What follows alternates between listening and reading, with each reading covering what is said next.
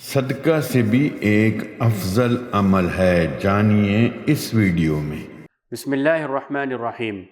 حضرت ابو امامہ رضی اللہ تعالیٰ عنہ سے روایت ہے کہ رسول اللہ صلی اللہ علیہ وسلم نے فرمایا، ایک آدمی جنت میں داخل ہوا تو اس نے دیکھا کہ جنت کے دروازے پر لکھا ہوا ہے کہ صدقہ کا اجر و ثواب 10 گنا ہے اور قرض دینے کا اجر و ثواب 18 گنا۔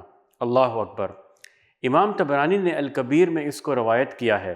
اس حدیث مبارکہ میں خوشحال مسلمانوں کو ترغیب دی گئی ہے کہ وہ خوش دلی سے لوگوں کو قرض حسنہ دینے کی عادت ڈالیں، یعنی وہ قرض جس پر قرض لینے والے سے نہ تو کوئی معاوضہ وصول کیا جائے اور نہ اس کی کبھی حوصلہ شکنی کی جائے اور نہ اس پر احسان جتایا جائے، تاکہ مسلمانوں کی سوسائٹی میں سہولت کے ساتھ ضرورت مندوں کو قرض مل سکے۔ قرض دینے کا اجر و ثواب صدقہ سے زیادہ ہے، اس لیے کہ صدقہ لینے والا تو اس وقت بھی صدقہ لیتا ہے جب اس کے پاس کچھ ہوتا ہے، مگر قرض مانگنے والا اسی وقت قرض مانگتا ہے جب اس کے پاس کچھ نہیں ہوتا، اور ظاہر ہے کہ ایسے ضرورت مند کی ضرورت پوری کرنا زیادہ اجر و ثواب کا باعث ہے۔ دوسری وجہ یہ ہے کہ صدقہ دینے کے مقابلے میں قرض دینے میں مال کی محبت کے جذبات دبانے اور نفس کو روندنے کا زیادہ موقع ملتا ہے۔ صدقہ کے مال کے بارے میں تصور یہ ہوتا ہے کہ یہ تو ندار کا حق ہے ہی، یہ میری ملکیت نہیں ہے، نہ میں اس سے فائدہ اٹھا سکتا ہوں۔ اس کے برعکس قرض میں دیے جانے والے مال کے بارے میں یہ تصور ہوتا ہے کہ یہ مال میرا ہے، مجھے اس سے نفع حاصل کرنے کا پورا حق ہے۔ قرض دے کر وہ اپنا مال دوسرے کی ملکیت میں دے دیتا ہے اور اپنے نفع کو قربان کر کے دوسرے کو اس سے نفع حاصل کرنے کا موقع فراہم کرتا ہے۔ یہ ایک طرح کی قربانی ہے، ایک ایثار ہے۔ اس لیے صدقہ دینا آدمی کے لیے آسان ہوتا ہے اور قرض دینا نفس پر زیادہ گراں گزرتا ہے۔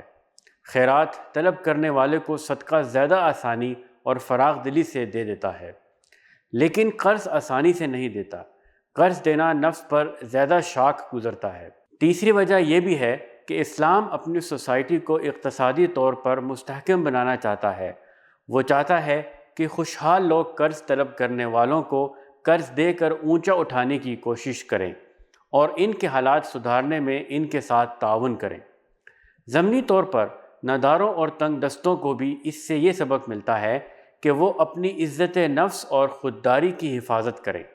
صدقہ لینے کی بجائے قرض لے کر اپنی جدوجہد سے اپنی روزی کمانے اور اپنے حالات کو سدھارنے کی کوشش کریں، اور جو ہی حالات ٹھیک ہوں قرض ادا کرنے میں جلدی کریں۔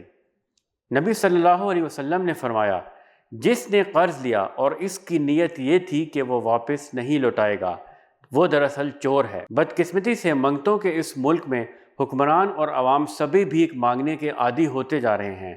خدارا اپنے ملکی وقار اور اپنی عزت نفس کی حفاظت کیجیے۔ اللہ ہم سب کا حامی و ناصر ہو۔